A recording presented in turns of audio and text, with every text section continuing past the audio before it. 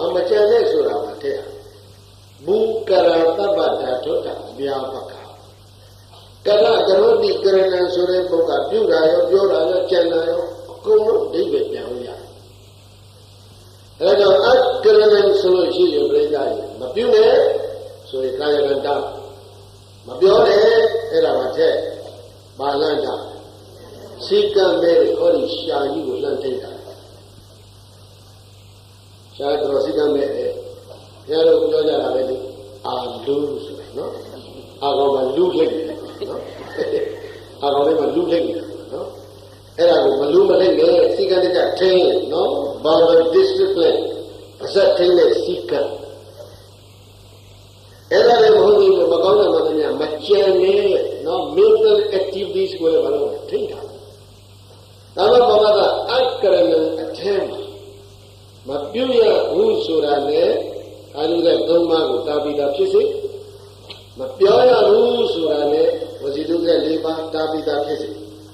ပုံစံနှစ်ပါးဘာဖြစ်ပါလဲသတ်ရှင်းသွားတယ်မကြံနဲ့ဆိုတော့မတော်ဘူးတဲ့သုံးပါးတာပိတာဖြစ်သွားတယ်ဘာလို့လဲစိတ်ဓာတ်သတ်ရှင်း purification of mind နော်အဲ့ဒါကိုလမ်းပြီးတော့မြတ်စွာဘုရားသင်ပေးတာတူတူလေးနဲ့ဒီဘေကပိဋကသုံးဖို့အတိအကုန်လုံးပါတယ်အာဘဘာဘာမကောင်းမှုမှန်မှန်များမပြုကြနဲ့ not to do any evil solution not to kill any living being သက်ရှိတဲ့တော့ဘာလို့မလဲ not to steal anything and not given by others not given by owner function မပြီးတဲ့ပစ္စည်းအားမီနဲ့ heritage ပေါ့ not to do any sexual misconduct ကာမဂုဏ်နဲ့အလိုကြီးအမှားရင်းနေလောက်ကြတယ်ဒါကိုယ်မူလာသုံးပါးကိုထိန်းလိုက်အကရဏနဲ့လည်းမှာနတ်ဘောဓနာတော့မပြောနဲ့အားလေးမပြောဘူးမိုင်းရည်မဟုတ်တာတွေမပြောနဲ့ကျန်တဲ့ရိုင်းနဲ့နားဆင်းရဲတဲ့စကားတွေမပြောနဲ့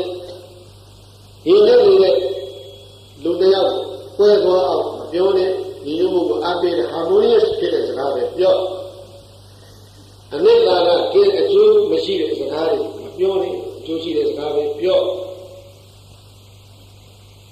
အာကောင်ထဲမှာလူလိမ့်နေတဲ့ဒီရှာကြီးကိုမလုပ်လိုက်တာထိန်းထားလိုက်တာအာမလူရပဲဟုတ်အဲ့ဒါပါဇတ်ပေါက်ကိုထိန်းလိုက်တာပါဇတ်စီကံခေါ်နော်အဲ့ဘယ်ဘာသာကိုပဲကိုပဲ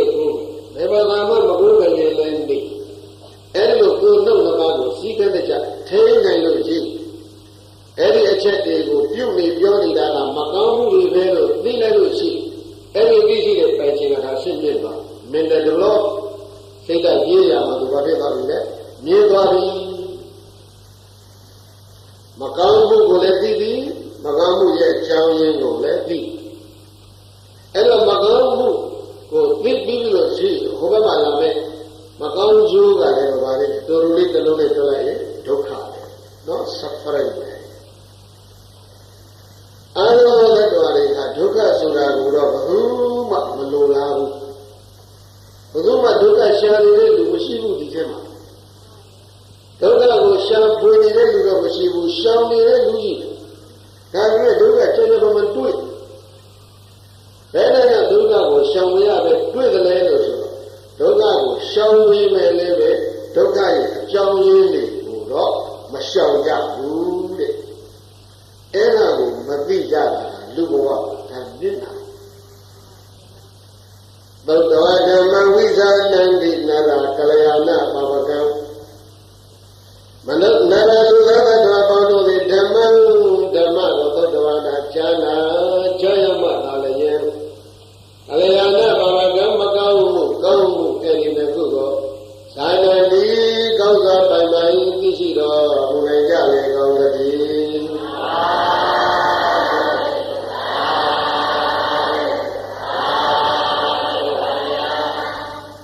အဲ့ဒီတော့ဟေး Professor Chai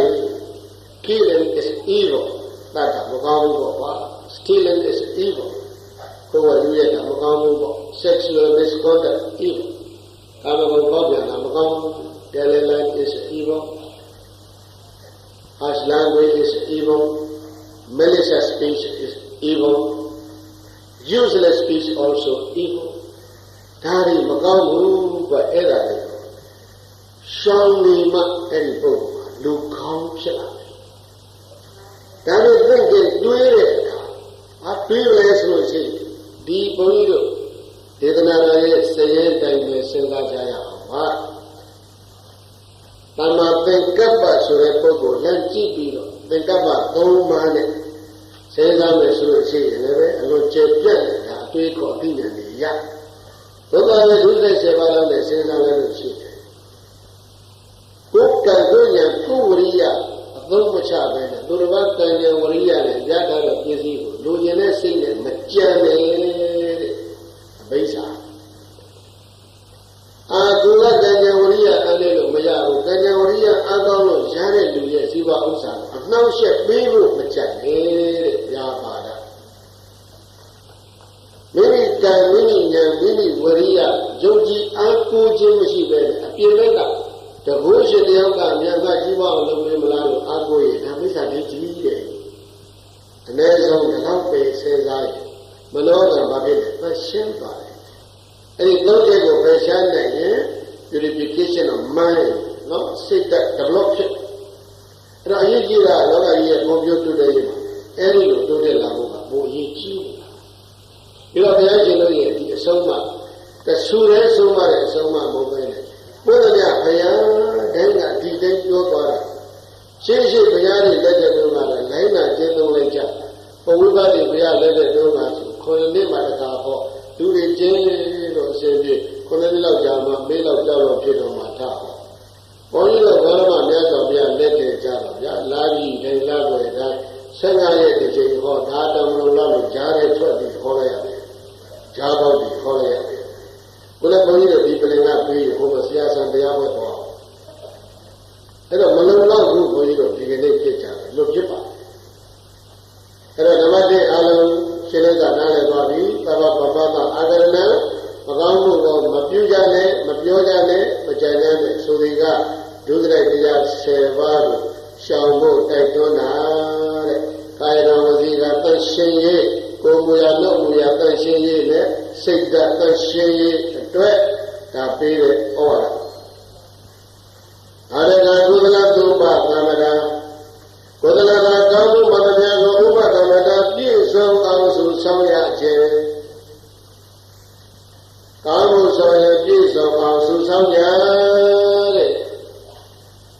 ကောင်းမှုဆိုတာဘာကြောင့်ကောင်းတဲ့အမှုတွေဖြစ်တော့ဆိုရင်ကောင်းသောအကြောင်းရှိတဲ့အမှုတွေဟာကောင်းမှုပဲဒါပြီးတော့မှနီးမှာကောင်းသောအကြောင်းဆိုတာခုနကအိတ်ချုပ်ဖို့လောဘရဲ့ပြောင်းပြန်ပြီးအလောဘဆိုရင်ဟိုဘာသာပြန်လိုက်တော့မလိုချင်တာပဲအဲ့ဒါတော့ဘာသာပြန်လို့ရှိရင်ဒါနမဖြစ်မလိုချင်ဘူးဆိုတဲ့ဒီအလောဘမလိုချင်ဘူးဆိုတာတော့ဘာသာမပြန်ပဲနဲ့ဒီအလောဘကိုပေးခြင်းနဲ့ဆိုတဲ့ဒီဘာသာပြန်မှဒါနဖြစ်ဒါနဘာကြောင့်ဖြစ်တယ်လဲဆိုရင်အလောဘစေတသိက်ကြောင့်အလောဘဒါနဟေတုအလောဘသိဒါနဟေတုဒါနရဲ့အကြောင်းရင်းပဲ The origin of a donation is non-greed. Not only the non-greed but also generosity. ရဲ့ပေးခြင်းနဲ့စိတ်ဟာအလောဘအဲ့တော့မှဒါနဆိုတော့ရွှေတုံစီတော်ကြီးကထီးတော်ကယရနာတွေကိုတွားကြည့်တာလောဘသမားရဲ့ပြည့်စုံအဲ့ဒီပုံပဲရောက်အလောဘနဲ့အဲ့ဒါကြီးတက်သွားတာလို့အာဒောသီလဟေတုတဲ့အာဒောဒီသီလဟေတုသီလရဲ့အကြောင်းပဲအလောဘကပေးခြင်းတဲ့စိတ်ပြိတ္တာယလောဘကပေးခြင်းတဲ့စိတ်ပါဗျာ54တည်းပစ္စည်းတွေကိုပေးထုတ်လိုက်တဲ့အနာတပိ29တည်းသောပစ္စည်းတွေပေးထုတ်လိုက်တဲ့ဝိသကအလောဘနဲ့အဲ့ဒါတော့သာသနာထောက်ပံ့တဲ့ကောင်းမှုကြီးတွေကိုလုပ်သွားအဲ့ဒါသာသနာတော်ဘက်ကကြည့်ဟိုငတ်မခေါင်းပိုင်းနေတဲ့လူတွေကိုပေးတာကျွေးတာရေမြုပ်နေတဲ့လူတွေကိုရေပြောနေတဲ့လူတွေကိုပြီးလောင်ခံရတဲ့လူတွေကိုပေးတာကျွေးတာ ဘုန်းကြီးတို့ပြိဿဒါအလောဘနဲ့ပေးတာဒါကြောင့်အလောဘဆိုတာဘာစိတ်လဲဆိုရင်ရှင်းရှင်းသာနားလည်လိုက်ကြပါပေးခြင်းနဲ့စိတ်ကြီးအလောဘအဲ့ဒီတော့မှဒါနာဒီလိုဖြစ်ပါတယ်အဒေါသကတော့ဘာလို့သူကcondition ဖြစ်စေတယ်အထောက်ပံ့ပေးတယ်လို့ဆိုလို့ရှိရင်အဒေါသကသီလကိုထောက်ပံ့ပေးတယ်ပါဏာတိပါဒဝေရမဏိပတ်ခြင်းမှရှောင်ပါ၏ဘာဖြစ်လို့ရှောင်ငါကိုယ်တိုင်ငရဲကြမှာကြောက်လို့ဆိုရင်အဲ့ဒီသီလအရှင်းပြမမြင်လိမ့်ဘူးဘုရားတရားရဲ့တရားကိုသနာတာဒါတော့မဟုတ်ဘူးကိုယ်ကိုသနာတာဖြစ်ဒီကြပြန်စဉ်းစားကြည့်လေဟာဒါရင်တော့အဲ့ဒီမှာငရဲကြလို့ရေးဆိုကိုယ်ကိုယ်ရဲ့ငရဲကြမှာကြောက်တယ်ကိုယ်ကိုယ်ရဲ့တက်တူပြီးတော့ယောဂထီမှာကြောက်တယ်မလေးဟိုကောင်းသနာကိုကိုယ်သနာနေတော့ဝေရမဏီဒီလိုဖြစ်ကမ္ဘာလောကကြီးကတော့တတ်ခံရတဲ့ဘေးခိုးဝလူရဲ့ခံရတဲ့ဘေးကာမဂုဏ်ကိုဖျားရောက်ပြီးတော့ခံစားကြတဲ့ဘေးလိမ်လည်တဲ့ဘေးနော်ဘေးဆိုင်ပေစဝေရဘယသုတ်တယ်ဆိုတာငါမသီလပြည့်ချင်းတော့ကမ္ဘာကြီးမှာဘေး၅ပါးဆက်တယ်လို့မြတ်ဗုဒ္ဓဟောအဲ့ဒါကမ္ဘာကြီးဆက်နေတဲ့ဒီဘေးကြီး၅ပါးရန်သူကြီး၅မျိုးကမ္ဘာမှာအဲ့ဒီဘေး၅ပါးမှာလွတ်စေခြင်းလဲဆိုတဲ့စိတ်မျိုးကမ္ဘာကြီးရှိကြတဲ့တတ္တဝါတွေရဲ့အပေါ်မှာဖြန်းပြီးတော့ထားအဲ့ဒါကိုအဒေါသတတ္တလောကကိုဘေးမဲ့ဖြစ်စေခြင်းတဲ့စိတ်ဟောတတ္တဝါတွေကသိလိုက်ကြတာသတ်ခံရတဲ့ပြီးကမ္ဘာကြီးကိဝေပါစီပါဏာတိပါဒဝေရမဏိဆိုကိုယ်ကိုယ်သနာတာမသနာတာသာထအသတ်ခံရတဲ့တတ္တဝါတွေပြေးကလွတ်စေခြင်းတဲ့စိတ်ဆိုတာဒါမေတ္တာဖြစ်သွားတယ်အာရိနာနာဝရမဏိဘာဖြစ်လို့လဲကမ္ဘာမှာကိုယ်ကတို့ကြကိုယ်ဝရိယနဲ့ရတာတဲ့ပြည့်စုံခိုးခွဲလူရဲ့သိမ့်မဲ့အတင်းယူဒီလိုခံရတဲ့ဘေးကမ္ဘာမှာဆိုင်အဲ့ဒီလိုကမ္ဘာကြီးလွတ်စေခြင်းလဲဆိုတော့တတ္တဝါတွေကိုယ်ကတို့ကြကိုယ်ဝရိယနဲ့ကိုရတာကိုယ်ရဲ့စိတ်ရဲ့ပိုင်ဆိုင်စေခြင်းနဲ့ဆိုတဲ့စိတ်မျိုးဖြတ်လိုက်တာဒါမေတ္တာအဲ့ဒါကြောင့်အဒေါသဆိုတဲ့စေတသိက်ကဘာကိုဖြစ်စေလဲသီလဟေတုသီလကိုကောင်းစွာဖြစ်စေတဲ့အကြောင်းပါပဲသတ္တနာအဘယဒါနတ္တသတ္တနာအဘယဒါနဝတိနသမာဓိနံသတ္တနာသတ္တဝတ္တုအဘယဒါနဝတိနအဘယဒါနပြီးတဲ့ဆိုအားဖြင့်သမာဓိနံသုတ်တိတတဲ့သီလံသီလသည်အဓိသီလံနာမအဓိသီလမိတယ်တဲ့ကမ္ဘာလောကကိုဘေးမဲ့ဖြစ်စေခြင်းလို့စောင့်တည်တဲ့သီလသည်အစဉ်အလာတိုင်းစောင့်တည်တဲ့သီလတဲ့လုံကဲသောသီလဖြစ်ခြင်းကြောင့်အဓိသီလညာတော်များစောင့်တည်တဲ့29ပါးကိုမှအဓိသီလခေါ်ပြီးမဟုတ်ဘူးလူသားတို့စောင့်တည်တဲ့သီလလည်းဒီလိုကမ္ဘာကြီးဘေးနာမှာလွတ်စေခြင်းဆိုတဲ့စိတ်မျိုးမေတ္တာဖြတ်စောင့်တည်ရဲ့အဲ့ဒီသီလလည်းအိမ်မှာနေရဲ့၅ပါးသီလစောင့်သိတဲ့ဓမ္မဘာဖြစ်အဓိသီလဖြစ်တယ် mental development ကိုစိတ်ဓာတ်ပုံပြုတဲ့ရေးအတွက်မြတ်ဗုဒ္ဓရဲ့ဒီဩဝါဒဒါတွေအကုန်ဝင်တယ်စကားလေးတစ်လုံးနဲ့အဲ့ဒါတော့ဒီဟာကိုဘာခေါ်လဲဆိုရင် summary of Buddha's teaching ဘုရားရှင်တို့ဤအဆုံးအမအကျဉ်းချုပ်ဆိုတာအကျဉ်းနဲ့ပြောခြင်းနဲ့ပြောလို့ရတယ်ဒီကသုံးပုံနဲ့အညီမျှပြောသွားလို့ရတယ်အဘဘဘကအကရဏဆိုတဲ့ဥစ္စာတခုပါသီလကိုဘုန်းကြီးတို့ပြိဿကြီးများစွာပြောလို့ရတယ်ကုသလတုပသံဃာမှာကုသိုလ်အမျိုးမျိုးဘုန်းကြီးတို့ပြိဿ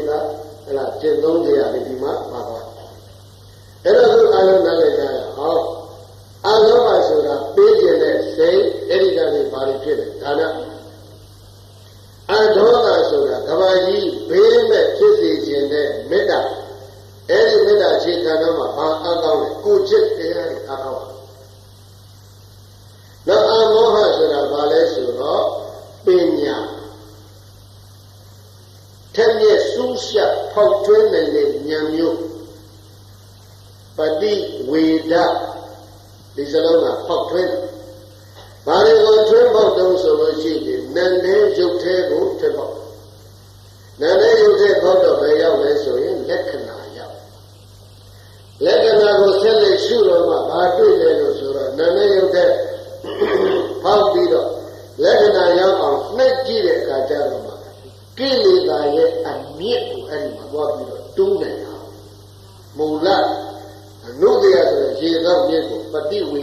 ပေါက်ထွေးတဲ့ဉာဏ်မျိုးတွေမှာတူလာအဲ့ဒါအမောဟပဲတဲ့အမောဟတန်တော့ပฏิဝိဒဉာဏ်ရှိပြီးဒီဘုကိုဘာဖြစ်လဲနာယုတ်ဖောက်တဲ့ဝိပဿနာဉာဏ်ကိုရဒါကိုပြီးဒီမှာကျမ်းကြီးနေပါအမောဟဘာဝနာဟေတုအမောဟဆိုတဲ့ဒီတရားဘာဝနာဟေတုဘာဝနာရဲ့အခြေခံကြောင်းရင်းပဲအာလောဘဆိုတာပေးခြင်းတဲ့စိတ်ဒါနအာလောဘဆိုတာတတ္တလောကကိုဘေးမဲ့ဖြစ်စေခြင်းနာမို့လို့မေတ္တာတဲ့အဲ့ဒီမှာသီလပြည့်စုံလာမယ်အမောဟဆိုတာကတော့နာယုတ်ကိုဖောက်နေတဲ့ပညာဆိုတော့ဘာဝနာပြည့်စုံသွားမယ်ဒါတဲ့အကြောင်းရင်းဒီအလောဘသီလရဲ့အခြေခံဒီအတော့ဘာဝနာရဲ့အကြောင်းရင်းကအမောဟသာသနာကောင်းကြီးသုံးပါးဒါပြည့်စုံပါအဲ့ဒါကိုသုခလသုဘတမတကောင်းမှုမှန်သမျှကိုပြည့်စုံအောင်စုဆောင်ကြကောင်းသောအကြောင်းသုံးပါးကြောင့်ကောင်းမှုကြီးသုံးမျိုးဖြစ်ကောင်းမှုကြီးသုံးမျိုးဖြစ်လို့ရှိရင်ဟိုဘက်မှာကောင်းကျိုးပဲရအကြောင်းနဲ့တော့အကျိုးနဲ့တော့ဒီလိုစနစ်တကျသင်ပေးတာကဘုရားတဆူပဲရှိတယ်အဲ့ဒါကိုတတ်တာဆရာလို့ဒီလိုခေါ်တာအဲ့ဒါကလည်းဘောရဟန္တာရှင်များပေါင်း1250စီးဝေးတဲ့မဟာသီရိတရားသုံးခုနေတဲ့တဘောလဲလာပြီးညဥ်ရစေနေညူတဲ့သူတွေနေကိုညီညွတ်နာမှာပြင်သန့်ရှင်းကြည်လင်တဲ့တဘောလဲလာပြီးညဥ်ရကဝေလုံးကိုတွေ့နေမှာတိုင်းတော်ရှင်များ1250တို့ကလည်းဗာဖြစ်ကိလေသာကင်းလို့အားလုံးပဲသန့်ရှင်းတော်မူကြတယ်တိုင်းတော်ရှင်မြတ်တို့ကိုဩဝါဒပေးတဲ့မြတ်စွာဘုရားဘက်ကဘာစဉ်းစားကြရှိတယ်ကိလေသာကင်းလို့သန့်ရှင်းတော်မူတယ်ဩကာသလောကကြီးတစ်ခုလုံးကလည်းကြီးပြီးတော့တည်ချမ်းအဲ့တော့ကြည်နူးစရာကောင်းစိတ်ကြည်နူးစရာအလောကောင်းတဲ့จิตတေမင်္ဂလာနဲ့ပြည့်စုံတဲ့တဘောရဲလာပြီးဘုရားရှင်ဘုရားဖြစ်ပြီးလို့ကိုယ်လာတင်းတင်းပြည့်တဲ့တဘောရဲလာပြီးရဲ့ညသူရတာနာထောင်းနေရတို့ရဲ့ယဟန္တာကြီးပေါင်းထောင်းနေရတို့ရဲ့စီဝေးမှာဘုရားရှင်ဒီလိုဩဝါဒယာဓုဧကသဝကမာသဝကယာဓုကြီးနှစ်ပါးခတ်အပ်ပြီးတော့မှဩဝါဒပေးတော်မူတာဖြစ်ခြင်းကြောင့်ဤနေ့ခေါ်ဆိုတော့ဩဝါဒပါတိမောက်အခါတော်လေအဲ့ဒီအကျင့်ကိုကျင့်သုံးနိုင်ကြရင်ဘဝအောက်တန်းမကြဘဲနဲ့ထက်တန်းကိုတက်သန်းနိုင်တယ်အာဘဘပတ္တမကောင်းမှုမလို့မြအာကရဏမပြုမလို့ချရခြင်းကိုယ်တလာသာကောင်းမှုမလို့မြကိုဥပဒဝတပြည့်စုံကောင်းစုဆောင်ကြရခြင်းသာစိတ်ကပရိယောဒပနမိမိတို့ရဲ့စိတ်ကိုတန်ရှင်းအောင်လုပ်တရားခြင်းအဝိညာဉ်ရည်ပြီးဆိုသူမှမဝတ်ချင်ဘူးလျှော်တယ်လျှော်တာတော့မှတရင်ဆက်ပြလေးကောင်းကောင်းနဲ့လျှော်ရရေနဲ့ဆိုဘူးဗာဒီအဝိလျှော်တာကိုလျှော်သည်လို့မသတ်မှစိတ်နဲ့တော့မလျှော်ဘူးဒီတိုင်းညင်းညင်းပဲနေကြစိတ်ပါကြောင့်ညင်းလေခုနပြောခဲ့တယ်လောဘဒေါသမောဟခြေခံတော့ဒုစရိုက်တွေကြောင့်ဒီစိတ်အဖြစ်ညစ်စိတ်ညစ်တော့လုပ်တဲ့ညစ်တာပဲကိုယ်လည်းညစ်တာအဲ့ဒါလည်းဆိုပြကိုယ်တော်များရဲ့ဒီဒေသနာတော်ဒီလမ်းစဉ်ကဝိသုဒ္ဓိမေခ the path of purification ခေါ်တန်ရှင်းရေးလမ်းစိတ်တက်ကြည်လင်တန်ရှင်းရေးလမ်းကိုယ်လုံးစိတ်တန်ရှင်းရေးလမ်းကိုယ်လုံးစိတ်တန်ရှင်းတဲ့ပုဂ္ဂိုလ်ကဘာပဲလဲလွတ်မြောက်စေလောကမျိုးစုံကလွတ်မြောက်အဲ့ဒါကို the path of purification ကိုတုတ်ပြီးတော့နောက်ကျန်တဲ့ထွက်လာတဲ့အခါကျတော့ဝိမု ക്തി မေခဆိုပြီးတော့the path of freedom ဆိုတဲ့ဇာတ်အုပ်နောက်ထပ်ပေါ်လာအဲ့ဒါစိတ်သက်သက်ရှင်းရေးမှာအလုံးစုံတော်ကောင်းနေအဝိဉ္ဇဉ်ရေလည်းပဲလျှော်ရဲဆိုရင်ပေါ်ရင်ကြီးပဲသွားတယ်ချင်းမြင်နဲ့ဆွဲတယ်ကြီးမထွက်ချင်းမြင်တဲ့ထဲမှာဆွဲဝင်နေတဲ့ကြီးတွေကြောက်အောင်တော့ဆက်ပြဝင်အဲ့ဒါလိုပဲတဲ့စိတ်ရဲ့အပေါ်ရဲ့အညစ်အကြေးသန့်ရှင်းဖို့ဆိုရင်တော့သမထနဲ့ရမယ်စိတ်အတွင်းအနုတ္တရရေသောမြစ်ဆိုတဲ့အတွင်းအညစ်အကြေးပါသန့်ရှင်းဖို့ဆိုရင်တော့ဝိပဿနာဉာဏ်နဲ့နှိုက်ပြီးချွတ်မှရအဲ့ဒါကြောင့်သမထနဲ့စိတ်ကြောသန့်ရှင်းအောင်ဆိုတာအဝိကိုရေနဲ့လျှော်တော့ပဲဝိပဿနာကျင့်လိုက်ပြီဆိုတဲ့အခါကျအဝိကိုဆက်ပြရဲရေရောပေါင်းပြီးတော့လျှော်သလိုပဲတဲ့ဖြူစင်သန့်ရှင်းသွားတယ်အဲ့ဒါကြောင့်ဤနည်းနှစ်ပါး ဖြစ်နောက်စကားတရားထဲမှာအကုန်ချုံးပြီးတော့မြတ်ဗုဒ္ဓဆုံးမတာကစိတ်ကိုသာရှိအောင်သုတ်တယ်ဆိုတာကတော့သမထဝိပဿနာနှစ်မျိုးစလုံးကိုဟောတာပဲတဲ့သူတော်ကောင်းတရားသိထုံးကားတဲ့ခေတ်တုန်းကအားလုံးနားလည်ကြတယ်ကျင့်တယ်ကျင့်ကြတယ်ဥပတိဘုရားလက်ထက်တုန်းကတခါဟောဘယ်နှစ်ကျင့်9နှစ်သာဓုသာကောဏကောဘုရားအသိကိဝိသဘုဘုရားလက်ထက်ကျတော့တခါဟော6နှစ်ပဲကျင့်သာဓုသာကောဏကောဘုရားလက်ထက်တခါဟောရင်တစ်နှစ်ကျင့်သေးတယ်ကတ္တဝဘုရားလက်ထက်ကျတော့6လပဲကျင့်ဘောရမဘုရားလက်ထက်ကျတော့15ရက်တစ်ချိန်ဟောယူရပြီတဲ့ဒီကနေ့ကျင့်ကြတော့ဒီတိုင်းကြီးဟောရပါပြီတဲ့လို့ပြောသွားတယ်သူတော်ကောင်းတရားဆုံးလို့သိရှင်းသွားပြီပေါ့နော်သာဂပပတ္တအဂရဏကုသလသုပသန္တာသစိတပယောဓဗ္ဗနာဧတံဗုဒ္ဓနာသာသနာသာဂပပတ္တမကောင်းတဲ့မရမြကိုအဂရဏမပြုမလုပ်ကြနဲ့ကုသလသာကောင်းမှုမရမြကိုဥပသနာတာပြည့်စုံအောင်စုဆောင်ကြသာစိတပယောဓဗ္ဗနာမိမိတို့ရဲ့စိတ်ဓာတ်ကိုသမထဝိပဿနာနိလဘနဲ့တန်ရှင်းအောင်လုပ်ပညာဧတံမကောင်းမှုပြုပြီးတော့ကောင်းမှုသွဲ၍စေရင်စေယုတ်ဤသုံးယုတ်သည်ဗုဒ္ဓနာဘုရားအစုတို့၏သာသနာလိုရင်းနှောင်းပြထုံးအရာဖြင့်သုံးရပါစေဆုံးမတော်မူကြပါပေသတည်း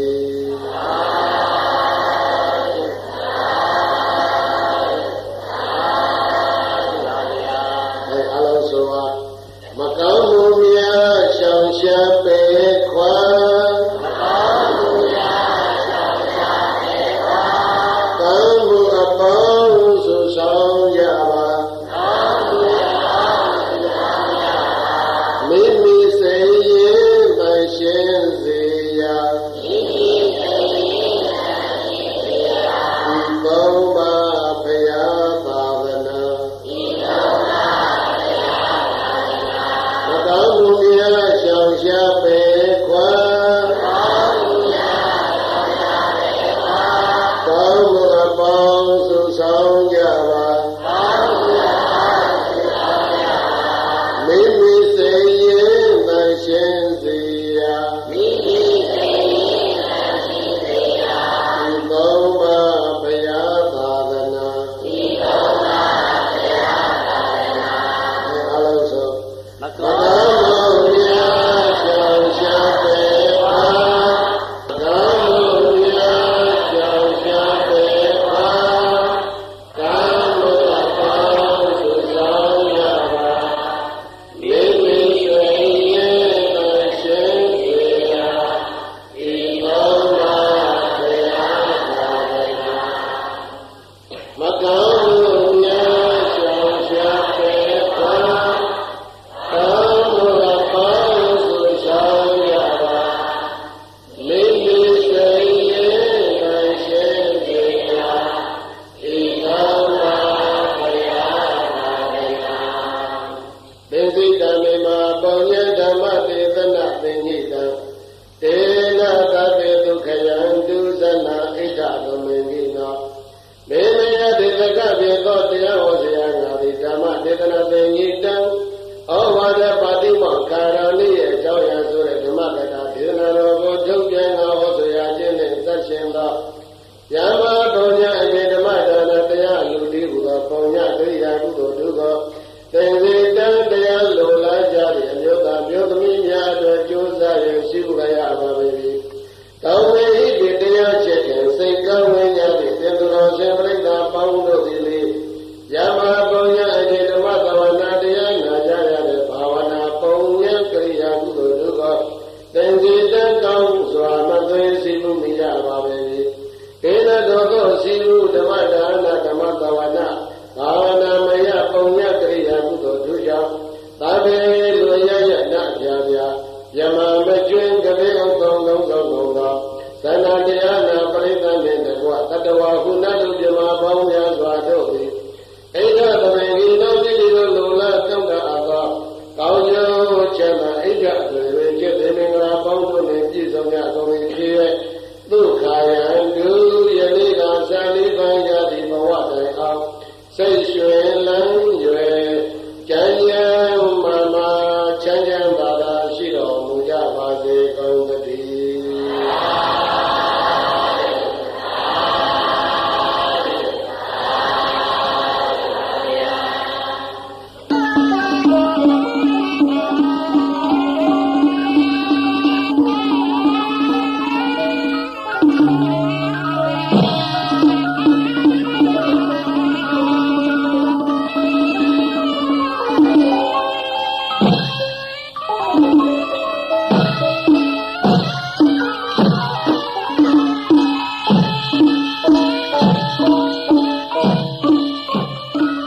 မိတ်ဆွေအပေါင်းတို့ခင်ဗျာ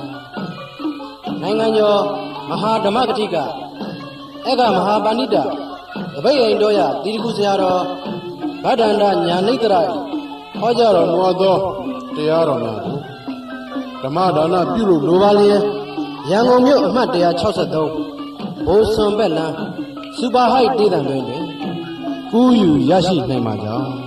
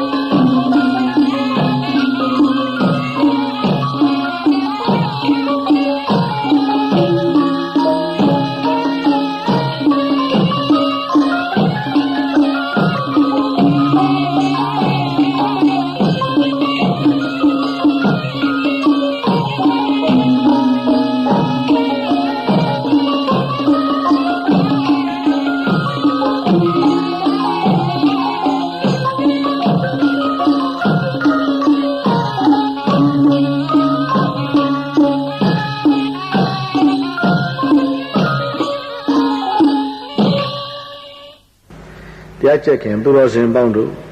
ဒီကနေ့ဟာကဆုံလပြည့်နေ့ဖြစ်ပါတယ်ကဆုံလပြည့်နေ့ကိုထေရဝါဒဗုဒ္ဓဘာသာဝင်နိုင်ငံများမှာဗုဒ္ဓနေ့ရဲ့လို့ထူးထူးမြတ်မြတ်သတ်မှတ်ပူဇော်ကျင့်ပါကြပါတယ်မဟာယာနဗုဒ္ဓဘာသာဝင်နိုင်ငံတချို့မှာဧပြီလရဲ့လပြည့်နေ့ကိုဗုဒ္ဓနေ့ရဲ့လို့တလစောရသတ်မှတ်ကျင့်ပါကြပါတယ်ပြည်ကလေးရဲ့တွက်ချက်ပုံချင်းမတူကြလို့ပါပဲမြန်မာထိုင်းလာအိုကမ္ဘောဒီးယားသီးဟူနိုင်ငံများနဲ့အိန္ဒိယနီပေါနိုင်ငံများမှာကဆုံလပြည့်နေ့ကိုဝိသကနက်ကမွန်းတဲ့နေ့ဖြစ်၍ဝေသခနေ့လို့သတ်မှတ်ကျင့်ပပူဇော်ကြပါတယ်။လွန်ခဲ့သော၄သင်္ချေကဘာသိန်းကာလကဇဂူရီပါကေတုမရီနေပြီးတော့မှဒီပင်္ဂရာဗုဒ္ဓရှင်တော်၏ခြေတော်ရင်းမှာလူမိတာရှင်ရသေးဘဝဖြင့်ဂရေ80မြတ်တန်ဖိုးရှိတဲ့ပြည်စည်းဥစ္စာများကိုစွန့်လွတ်ခါဒါနပါရမီစတင်ဖြည့်၍ဘုရားစုပန်ဘုရားဖြစ်ရန်ဗျာဒိတ်ခံယူခဲ့သည်မှာလည်းကဆုံလပြည့်နေ့ပင်ဖြစ်ပါတယ်။ဤဗဒ္ဒကကဘာဤကဘာဥကာလကလူများသည်သူတော်ကောင်းတရားကောင်းစွာကျင့်သည့်မနုအမိရှိတဲ့လူတစ်ယောက်ကိုအများသဘောတူရွေးချယ်တင်မြောက်ကြ၍မဟာသမတမင်းရဲ့လို့ရှိခဲ့ပူပါတယ်။ကဘာဥမနုအမိရှိတဲ့မဟာသမတမင်းမှာစပြီးအောက်ကကမင်းတို့တိုင်အောင်မင်းဆက်ပေါင်း2,52,000 ကျော်ရှိခဲ့ပါတယ်။အာဂရင်းကအယောင်တဝင်းဝင်းထွက်တဲ့အောက်ကကမင်းဆိုတာဟိမဝန္တာတောင်ကြီးမှာထိနန်းဆန်တဲ့တက်ကြသာကိဝင်မင်းတို့ရဲ့အစဥစွာသောမင်းပါပဲ။အောက်ကကမင်းကြီးမှာသားကြီးသမီးကြီး15ယောက်တို့ရှိခဲ့ပါတယ်။မင်းကြီးကပြည်သစ်နန်းသစ်မြို့သစ်ပြီးပြီးတိချနေကြဖို့ဖခင်ရဲ့ထီမွေနန်းမွေကိုမမျှော်လင့်ကြဖို့သားသမီးများကိုတိုက်တွန်းခဲ့ပါတယ်။ဒါကြောင့်သားကြီးသမီးကြီး15ယောက်တို့ဟာမြို့သစ်ပြီးပြည်သစ်ဆောက်ဖို့နေရာသစ်ရှာထွက်ခဲ့ကြပါတယ်။စင်းလင်းတို့ဤမှီတွဲခိုအောင်ရာဟိမာလယာသို့မဟုတ်ဟိမဝန္တာတောင်တန်းကြီးရဲ့တောင်ကြီးမှာကျွန်းတော်ကြီးများအင်ဂျင်တော်ကြီးများ ကလောပင်တောကြီးများရှိခဲ့ပါတယ်ယနေ့လုံမဏီရဲ့အနောက်ဘက်မြောက်ဘက်စီမှာရှိနေတဲ့ကပိလုမြို့တော်တဝိုက်ကကျွန်းတော်ကြီးထဲမှာကပိလခေါ်တဲ့ရသေသည်တရားနှလုံးကျင့်သုံးနေထိုင်ခဲ့ဘူးပါတယ်ကပိလရှင်ရသေကပြည်သစ်တီဖို့အတွက်နေရာရှာထွက်ကြတယ်အောက်ကမင်းရဲ့သားသမီး15ယောက်တို့အားနေရာပေးခဲ့ပါတယ်သူ့ကျောင်းကလေးကိုရွှေ့ပြောင်းပြီးတော့ကျောင်းသင်္ကန်းလေးရဲ့နေရာမှာရွှေနန်းတော်ကိုဆောက်စေခဲ့ပါတယ်ကျွန်းတော်ကြီးကိုရှင်း၍မြို့တော်ကိုတိဆောက်ခဲ့ကြတယ်ကပိလရှင်ရသေပေးသောနေရာမှာတီထောင်ဖန်ဆင်းတဲ့မြို့ဖြစ်တဲ့အတွက်ကြောင့်ထိုမြို့ကိုကပိလုမြို့တော်လို့ခေါ်ခဲ့ကြပါတယ်ကျွန်းတော်ကြီးထဲမှာနေလာတဲ့လူမျိုးကိုတာကိယလူမျိုးလို့ခေါ်ကြပါတယ်ပါကဆိုတာပါဠိစာပေမှာကျွန်းပင်လို့အဓိပ္ပာယ်ရပါတယ်ထီမွေနမ်းမွေကိုလည်းမခံယူအခြားမြည်သူကိုမှလည်းမမိခိုးပဲမြည်သည့်လူမျိုးမင်းများလည်းမရောရှက်ပဲကိုစွမ်းရည်ကိုအားကိုးပြီးတိတိတန်တန်ထဲထဲဝါဝါနေလာကြတဲ့လူမျိုးကိုတက်ကလူမျိုးတက်ကြလူမျိုးလူစွမ်းကောင်းမျိုးလို့ခေါ်ပါတယ်အောက်ကမင်းဆက်မှာစခဲ့တဲ့တက်ကြသာကိယမင်းဆက်တို့သည်သုဒ္ဓရဏသိတ္တထမင်းတို့သို့တိုင်အောင်မင်းဆက်ပေါင်း8200ကျော်ရှိခဲ့ပါပြီတက်ကြသာကိယလူမျိုးတို့အတွက်ကပိလုကိုတီးပေးခဲ့တဲ့ကပိလရှင်ရသေသည်သိတ္တထမင်းမြတ်ပင်ဖြစ်လာခဲ့ပါတယ်မောင်နှမ15ယောက်တို့အကြီးဆုံးမင်းသမီးကြီးမှာယာမမင်းသားကြီးနဲ့လက်ဆက်ပြီးသားယောက်ျားများစွာဖြစ်ထွန်းပေါ်ပေါက်ခဲ့ပါတယ်သားယောက်ျားများကိုတက်ကြသာကေဝမင်းသမီးများနဲ့လက်ဆက်ထိမ်းမြန်းပေးစားခဲ့ကြပြီးကောလပင်ကလောပင်များကိုရှင်းလင်းပြီးမြို့သစ်တီးထောင်ပြီးတော့နေခဲ့ကြရာကောလိယနိုင်ငံတော်ကောလိယလူမျိုးရဲ့လို့နိုင်ငံသစ်နဲ့လူမျိုးစုတစ်ခုဖြစ်ထွန်းပေါ်ပေါက်ခဲ့ပါတယ်သိတ္တရမင်းသား၏ဖခင်မျိုးမှာတက်ကြသာကိယမင်းမျိုးဖြစ်ပြီးမိခင်မျိုးမှာကောလိယမျိုးနွယ်များဖြစ်ခဲ့ကြပါတယ်ကလောပင်ဒီပေါ်တဲ့ထိုတော်မှာမင်းသားမင်းသမီးတို့ရေကစားရရေကန်ကြီးရှိခဲ့ဥပါတယ်အဲ့ဒီရေကန်ကြီးကိုဒေဝရဟလို့ခေါ်ပါတယ်ဒေဝဆိုတာမင်းသားများဒဟဆိုတာကတော့ရေကန်တနည်းအားဖြင့်တော့နတ်ရေကန်လို့ခေါ်ပါတယ်အဲ့ဒီနတ်ရေကန်ဆိုတဲ့မင်းသားတို့ရေကူးတဲ့ရေကစားတဲ့ရေကန်ကြီးအနီးမှာတိဆောက်တဲ့မြို့ကိုဒေဝရဟမြို့တော်လို့ခေါ်ခဲ့ပါတယ်မင်းသိတ္တရဲ့မွေးမယ်တော်မာယာဒေဝီနဲ့ကျွေးမယ်တော်ဂေါရမီတို့ရဲ့ဇာတိမြို့တော်ပါပဲဒီကနေ့သက်ကနိုင်ငံတော်နဲ့ကပိလုမြို့တော်ကောလိယနိုင်ငံတော်နဲ့ဒေဝရဟမြို့တော်တို့ကိုလုံမဏီရဲ့အနောက်ဘက်မြောက်ဘက်အရှေ့မြောက်ဘက်တခွင်မှာရောဟဏီမြစ်ကနေချားမြင့်ပြုလျက်ရှိနေတာကိုရှာဖွေတွေ့ရှိနိုင်ကြပါတယ်တက်ကြမဂ္ဂိယလူမျိုးတို့၏ကျေးဇူးရှင်ကပိလရှင်ရသေသည်ယသိဘဝမှာစုတည်၍တုတ်တိတာနတ်ပြည်သို့ပြောင်းရွှေ့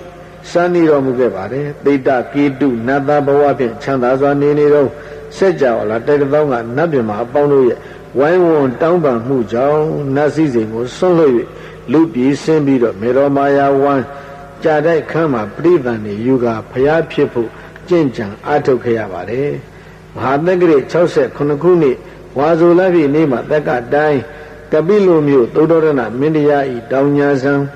ဧကမဟေဗီမာယာဒေဝီရဲ့ဝမ်းကြာတဲ့ခမ်းမှာ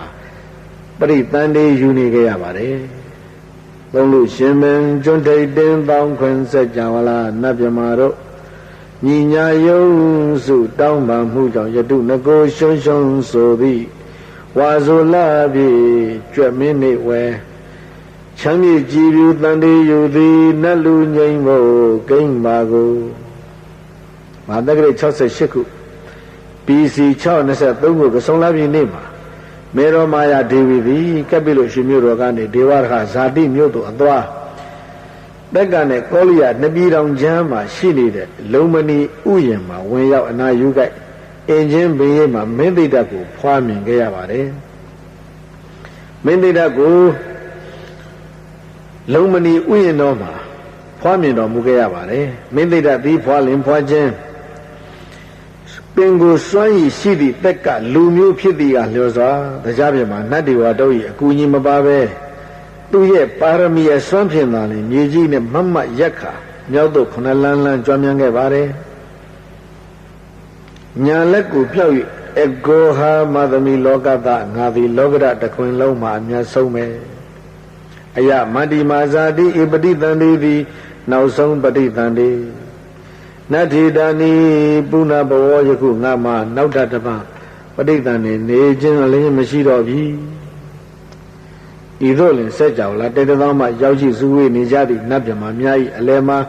ရဲရဲတောက်တောက်ချင်းသေးဟောက်တို့ဝါမြောက်စကားကြွေးကြော်ကြခဲ့ပါတယ်အဲဒါကြောင့်လုံမဏီသည်မြတ်သောယောက်ျား၏အစစွာခြေချရာဖြစ်တဲ့မြေတူးမြေမြတ်ဖြစ်ခဲ့ပါတယ်အမျက်ဆုံးမြေကဗ္ဗသီသဖြစ်ခဲ့ပါတယ်မရေမတွက်နိုင်သောနတ်မြမာတို့ဝါမြောက်လုံး၍လက်ပေါင်းပေါင်းခတ်ခါနတ်သားမုံများမန္တာရဝနတ်ပန်းများပန်းမျိုးစုံများကိုကျဲကကောင်းကင်ကပူဇော်ခဲ့ကြပါတယ်တူရိယာမျိုးစုံတို့ကိုတိမုတ်၏အရလေးမျက်နှာသို့ပြေးသွားကခုံခဲ့ကြပါတယ်ဤသည့်မြေမြတ်ပေါ်ဝဲမောရိယမင်းဆက်ကုရှင်မင်းဆက်နှင့်ဂုပတမင်းဆက်တို့ကကြောက်တိုင်ဆိုင်ခြင်းစေရီတေခြင်းကျောင်းဆောက်ခြင်းဖြင့်တိဋ္ဌရမင်းမြတ်အားပူဇော်ခဲ့ဘူးကြပါတယ်ယနေ့မြန်မာတို့ကလောကမဏိစူလာဇေရီတော်ကိုတီထကိုယ်ွယ်ကြ၍လူမြတ်တယောက်ဤမြေမြတ်ပေါ်ဝဲအမြတ်ဆုံးသောပူဇော်ခြင်းဖြင့်ပူဇော်ခဲ့ပါပြီဆက်လက်၍သာသနာမှတ်တိုင်တစ်ခုကိုစိုက်ထူခဲ့ပါပြီအနေယူကဆယ်လကြာသောမဟာသက္ကရေ68ကျုံကဆုံလာပြီတောက်ချာနေဝဲချမ်းမြေဆုံးစီလုံးမနီ၌မဟိလိုက်စုဖွာတော်မူသည်နတ်လူအောင်မျိုးလမ်းမာကိုတိဋ္ဌရမင်းမြတ်သည်ဖွာမြင်တော်မူပြီးသည်နောက်29နှစ်တို့ကာလပတ်လုံးကပိလဝရွှေနန်းတော်မှာမင်းသားငယ်ဘဝမင်းသားဘဝအိရှိမင်းဘဝဖြင့်မင်းတို့၏စည်းစိမ်ကိုခံစား၍နေခဲ့ပါတယ်အသက်16နှစ်မှာယသောရယာဒေဝီမင်းသမီးနှင့်လက်ဆက်ထိမ်းမြန်းခဲ့ပြီးဆောင်းရာသီစန္နန်းတော်နေရာသီစန္နန်းတော်မိုးရာသီစန္နန်းတော်လို့ဆိုရမယ်ဗြဟ္မသုဘသုရမဆိုတဲ့နမ်းမ3ဆောင်ပြတ်တာ3ဆောင်မှာမောင်းမပေါင်းများစွာတို့ဖြင့်ကာမဂုဏ်ခံစား၍နေခဲ့ပူပါတယ်ကာမဂုဏ်ခံစားခြင်းသည်ယုံညံသောအကျင့်ဖြစ်ကြောင်း13နှစ်လွန်သောအခါကာမ၏အတာဓာတုအပေါ်ပဲအာဒီနဝကိုမြင်တွေ့နိဗ္ဗိဏဖြစ်၍ညင်းငွေတော်မူခဲ့ပါတယ်ထွက်လန်းနိန္ဒရဏအတွက်နိခမတောထွက်ခြင်းအမှုပြုတော်မူခဲ့ပါတယ်ရာဟုလာသဖွာသောညမှာပင်တောသို့ဝင်ခဲ့ပါတယ်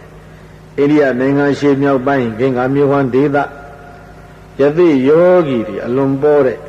ဥရဝေလာဆိုတဲ့တောသို့ဝင်ခဲ့ပါတယ်ကာမသည်အကာသက်သက်ပါသည်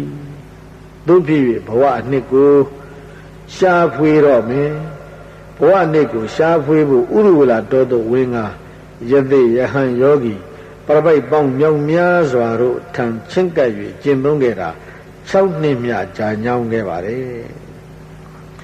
ဖွာမြင်မြောက်သော16နှစ်ရွယ်ပြိုနုနယ်၌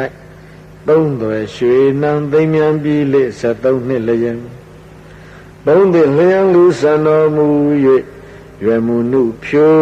29ဝယ်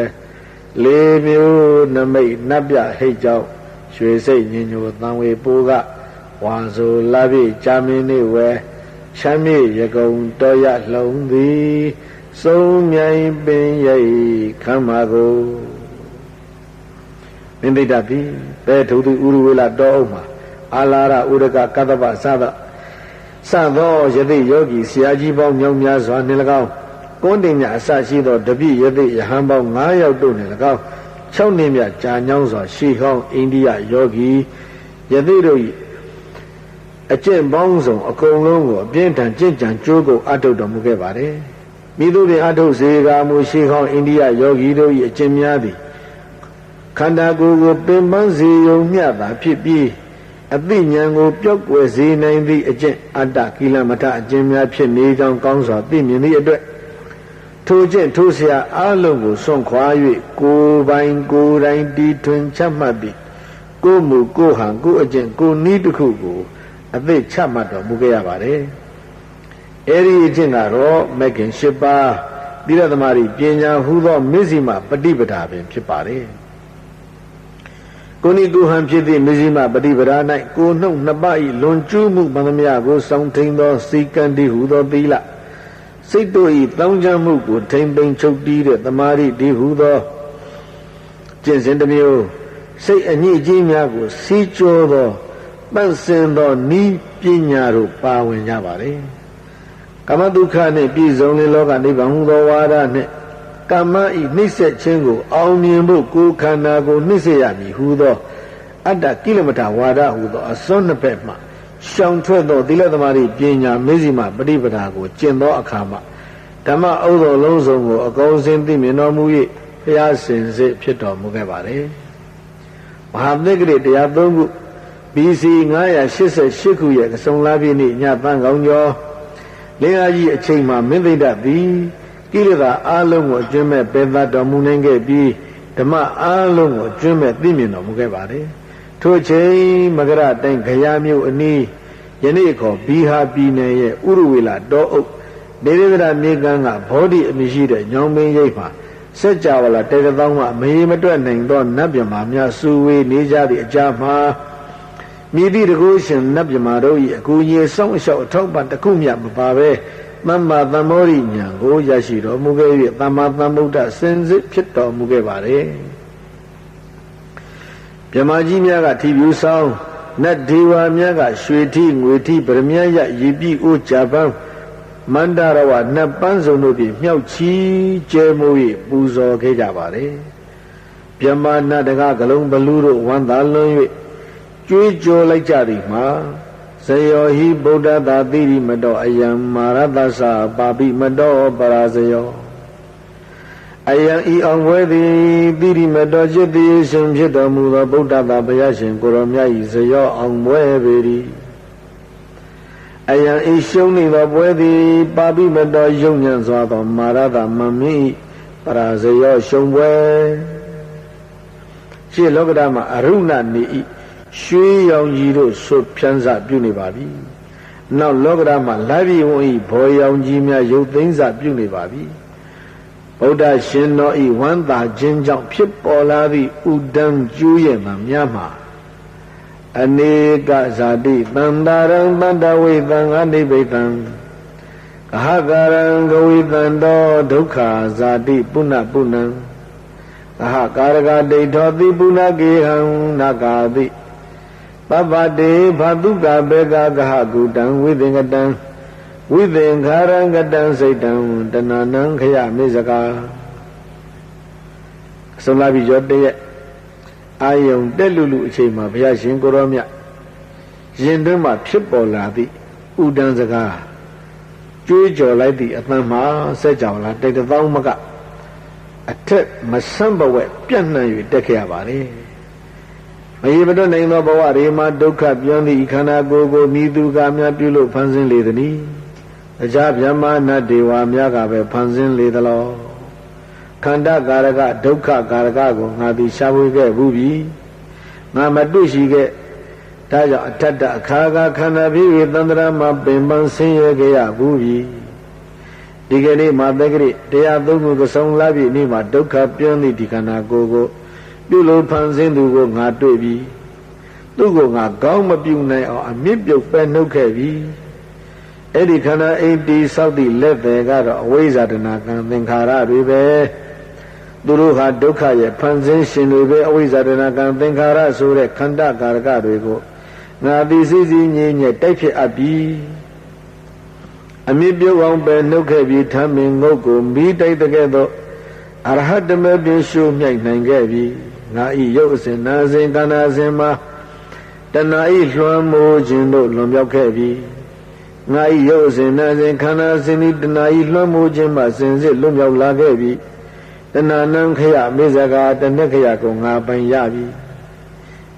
ဤသည့်ဥဒံဖြင့်လွှမ်းမိုး၍သွားခဲ့သောဥရဝေလာသည်ထွေးစဝင်းစဖြစ်နေတဲ့နေလနှစ်ပါးဤရွှေရောင်ငွေရောင်တရားပြမနတ်တွေဝါတို့ဤကိုရောင်မြတ်ဗုဒ္ဓဤ6ပါးသောတတိရပပရောင်မျိုးစုံရောရှက်ကပြောမပြနိုင်အောင်ကြက်တည်းရှိနေပါတော့သည်တော့ရမြိုင်ပေါ်6နှစ်မျော်၍ခါတော်ဘုံပွင့်ငိမ့်ကြုံငါကဆောင်လာပြီဆင်မင်းနေဝဲမြေပရမေပလင်ပွေတဲ့ရွှေညောင်တော်ကြီးဘိတန်ထီနှင့်မညကြည်ပြူနေတော်မူလျက်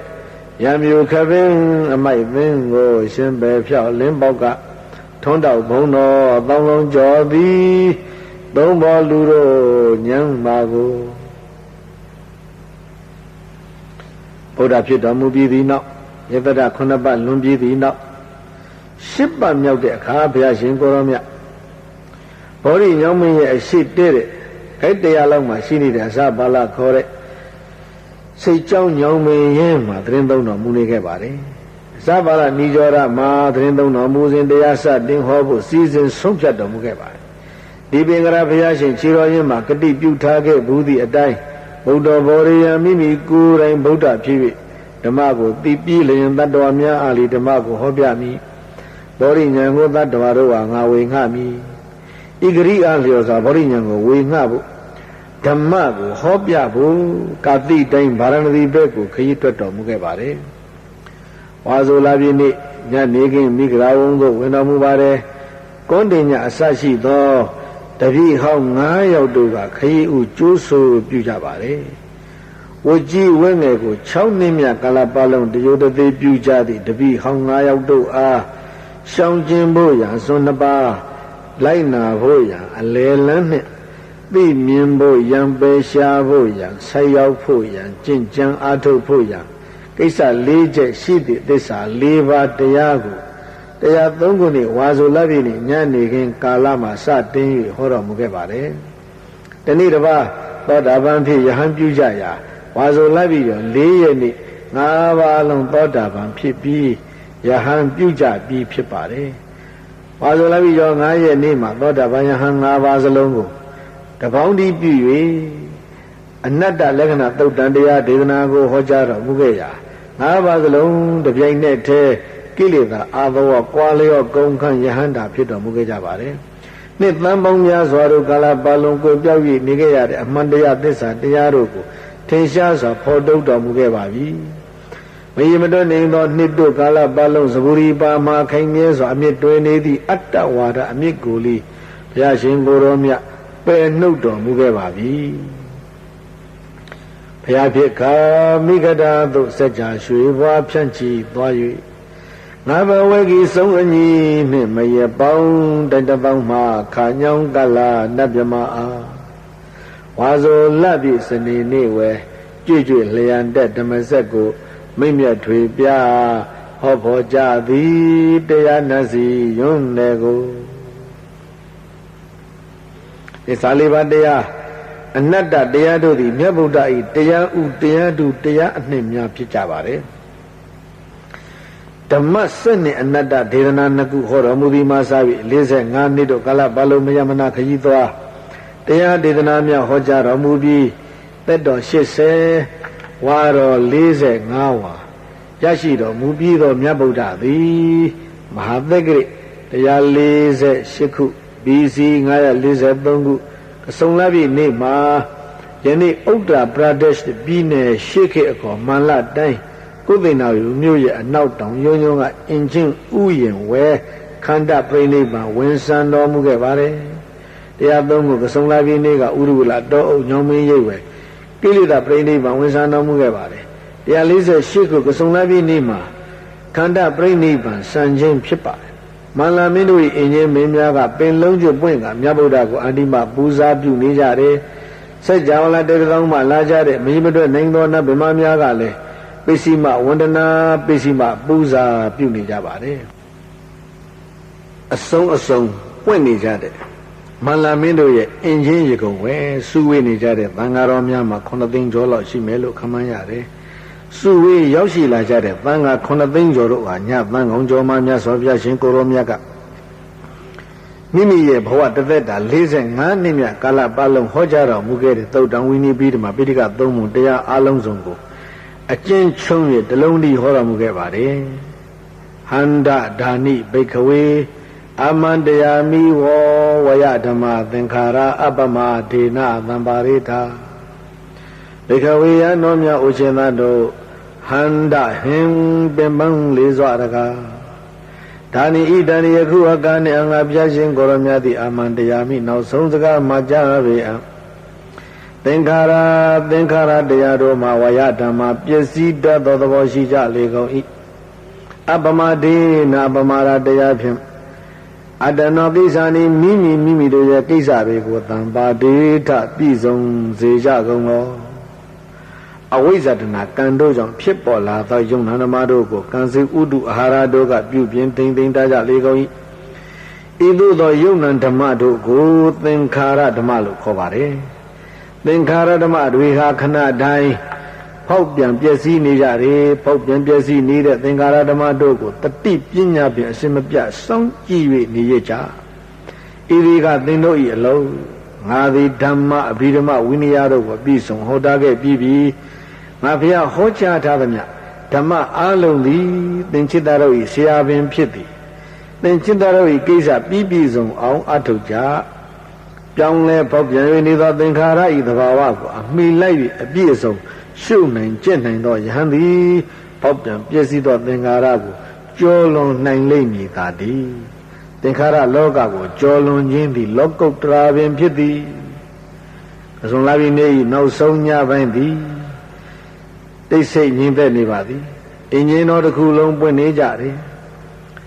အင်ဂျင်ပင်တို့ကလည်းပင်လုံးကျွတ်အခါမဲ့ပွင့်ပြီးတော့ဘုရားရှင်ကိုရောမြတ်အားနောက်ဆုံးပူဇော်နေကြတယ်နတ်ပြမအားလုံးအာယုံဆိုင်နေကြပါတယ်သံဃာတော်ရှင်များရာဂဒေါသမကင်းသေးသူတို့ငိုကြွေးနေကြတယ်ရာဂဒေါသကင်းပြီးတဲ့သံဃာတော်ရှင်များတို့ကသံဃာကယူနေကြပါတယ်မြတ်ဗုဒ္ဓသည်ဂရီပေါင်းများစွာသောသမပတ်တို့ကိုဝင်စားပြီးပြိဋိဘံပြုတော်မူပါသည်သံဃာတော်များနှင့်နတ်မြမများကအတိခိပန်းစေခုံလောကယန္တရဟိတောဩလောကရဲ့မျက်လုံးကွယ်သွားတာမြန်လုံးလှခြေတကားဟုရုတ်တရက်နှုတ်မြဲ့မိကြပါတယ်အကြဗြဟ္မဏဒေဝနှင့်သံဃာများမန္လာမင်းများကတရိရပူဇာတာတုကိလေသာပြု၍ဘုရားရှင်ကိုရောမြတ်အားပူဇော်ကြပါတယ်တရားနာစီစော်ယုံလီကသုံးမိဘုံတိုက်တပေါင်းတိုက်ဝဲကျွတ်တိုက်သသူနတ်လူပြမသတ္တဝါကိုခေမာတောင်းသို့ဖောင်ကြို့ဖြင့်ဆောင်ပုပြီးကဝါ45တက်က80စုံပြီးကျွဲကရ48တက်ကလေးဝဲနေမလာတိုင်းစံနိုင်မရုပ်ကုတ်တိန်နာယုံအင်ချင်းဆောင်၌ကစုံလပြည့်အင်္ဂါနေဝဲချမ်းမြေနေဘူးစံတော်မူသည်ဝမ်းစုတောင်းလုံးကြော်တဲ့ကိုဘုရားရှင်ကိုရောမြတ်ပြိဋိဘံဆံဝင်ပြီးကျွေးကြံရသောယုတ်ကလကိုသံဃာတော်တို့ကဓမ္မဖြင့်ပူဇော်ကြတယ်မန္လာမင်းများနတ်ဗြဟ္မာများကပန်းနန္ဒတူရိယဂိတအစိုးအကများဖြင့်ပူဇော်ကြပါတယ်ကစုံလိုက်ပြီးတော့12ရက်တနင်္ဂနွေနေ့မှာကုသိဏယုံမြို့၏အရှိဘက်တွင်နန္တာထင်းတို့ဖြင့်အက္ခိပူဇာပြုကြပါတယ်ကျွင်းကြံသောဓာတ်တော်များမှာတည်င်းသားဖြစ်ပါတယ်တည်င်းသားများရှိတဲ့ကျွင်းကြံရတဲ့ဓာတ်တော်များကိုကုသိဏယုံပါဝါကပိလဝဟောလိယအလကပဝေသာလီရစကြိုပြည်အသီးသီးမြို့အသီးသီးမှာမင်းများကနှစ်ပြည်သားစီအညီမြဝေစုခွဲယူကြ၍မိမိတို့မြို့ရွာများမှာဓာတုဇေဒီတော်များတီထားကိုးကွယ်ခဲ့ကြပါတယ်ဆွဲတော်လေးစုကိုတော့ကာလင်းကတိုင်းဆိုတဲ့အိန္ဒိယအရှေ့ဘက်ကံယူရန်ဒေသကန္တာရတိုင်းဆိုတဲ့ပါကစ္စတန်ပြည်နာဂမင်းဆိုတဲ့နဂါမင်းတက်ကမင်းဆိုတဲ့တရားမင်းတို့ကအသီးသီးဝေခွဲယူကြပြီးတော့သူတို့ရဲ့ဌာနများမှာဆွဲတော်ဇေဒီများတီထားကိုးကွယ်ခဲ့ကြပါတယ်သိတ္တဂေါရမသေချာမုနိဗုဒ္ဓသည်လောကဤအလင်းရောဓမ္မစီမီတိုင်ကိုညှိထွန်းပေးခဲ့သူဖြစ်ပါတယ်ဓမ္မဒီပိကတရားစီမီတိုင်ကိုညှိထွန်းပေးသူသေချာမုနိဗုဒ္ဓရှင်တော်သည်ကွယ်ခဲ့ပါပြီသို့တော်မြတ်ဗုဒ္ဓညှိထွန်းထားခဲ့သောဓမ္မဒီပိကတရားစီမီတိုင်သည်လင်းလျက်တောက်လျက်ပင်ရှိနေပါသေးသည်ဓမ္မဒီပိကတရားစီမီတိုင်ရှိနေသေးသည်မြလင်းနေသေးသည်မြကာလပတ်လုံးတတ္တလောကကြီးမှာလမ်းညွန်ရှိနေမည်သာဖြစ်ပါတယ်ကမ္ဘာအလင်းရောင်လမ်းညွန်မရကြတဲ့လူသားများမှာရံခါအမောင်းထဲမှာစမ်း၍မှန်း၍ရှောက်လန်းကြရပါတယ်ရံခါဘဝတန္တရာပင်လယ်မှာမြုပ်ကြရမျောကြရပါတယ်ရံခါဘဝကန္တာရနဲ့ဆာလောင်မုတ်သိပ်စွာဖြင့်ပင်ပန်းဆင်းရဲစွာသွားကြရပါတယ်ရံခါဆင်းရဲပြောင်းသည့်ခရီးချမ်းကိုပန်းခင်သောလမ်းထင်၍ရှောက်လှမ်းမိနေကြပါတယ်တို့ပြည်လူနှင့်နတ်မြမာတို့လောကပဲလွန်မြောက်သည့်ငြိမ်းချမ်းသာယာသည့်ခရီးလမ်းကိုတကယ်ညွှန်ပြသည့်လောကလမ်းညွှန်တရားစီမီတိုင်းဓမ္မဒီပိကာကိုကမ္ဘာနေရာတိုင်းမှာအစဉ်ထွန်းတောက်နေအောင်အာသွန်ခွန်ဆိုင်ဆောင်ရွက်ကြပါစို့ဟုတိုက်တွန်းအပ်ပါသည်နေဘူးစံပြေရှုမဤသာသိင်္ဂီရွှေလောအလောင်းတော်ကို ထိုရောကဆုံးလာစုပ်ကြို၍ကလုံးနေဝဲခိုးငွေမနောဓာတ်တေဇောလျင်ရှင်စောညံဆက်ဒိဋ္ဌံချက်ဖြင့်လျံတဲ့ကောရောမိပူဇော်သည်မွေတော်ရှိစိတ်ကျွင်တယ်ကိုထိုခုနှစ်နှစ်သာချမ်းမြေကိုဆွဆွကြည်ပြူအာယုံယူလျက်သုံးလူရိုနမြတ်ထက်မြတ်သာကိုတော်ဖျားကိုသုံးပါးမွန်စွာဝန္ဒနာဖြင့်သရာဖြိုးဖြိုးကျွန်းရှိခိုးသည်ကောင်းကျိုးခတ်သိမ်းကျွယ်စေသောတိရကုစံလပမှာချမ်းမြတ်သာယာရှိကြပါစေသူတော်ကောင်းတရားနေရာတိုင်းမှာထွန်းတောက်ပါစေမေတ္တာနိတာကရောလောကေသမ္မာဘာတုဒုက္ခံကရောမေတ္တာတိတလရံတိဟိဒုက္ခံတုပုပိတာပဇာလောကေတတဝအလီလီခုံမီပေါ်လာလောကတကဘာတွင်၌မေတ္တာနိတာကရောမေတ္တာအေလူဖွေဖြူပဝင်းငွေလမင်းကြီးသည်သမ္မာတတဝရတွေအေးမြစေဖို့အတရေရှုံးကားကောင်းမွန်စွာဒုက္ခံကရောသူလဲဝန္တာငါလဲရှင်ပြုံးနှလုံးစိတ်ဝံလန်းလာယခုချမ်းသာကိုပြုလျက်ဘာတုယံလဲကင်းဝေဘေးလဲမခအေးရဖို့ရှုံးမြအတရေထွန်းပါစေတည်းမေတ္တာတိတလရံတိဟိမေတ္တာဖွေးလျက်တေဒဆောင်းသည့်အယောင်ဝါတို့ဖြင့်မေတ္တာတိတလရံတိဟိမေတ္တာဖွေးလျက်အေဒဆောင်းသည့်အယောင်ဝါတို့သည်ပုတိတာဖုံပေါင်းလွှမ်းထုံမှွမ်းမလထိတွေ့အကုံသောပဇာကပခေပွေအပြည့်ပြည့်၌တည်နေများစွာတတ္တဝါတို့သည်ဒုက္ခန္တုကိုယ်စိတ်အေးကဘေးရန်ကွာ၍ဝမ်းသာတကွချမ်းသာကြပါစေကုန်သတည်း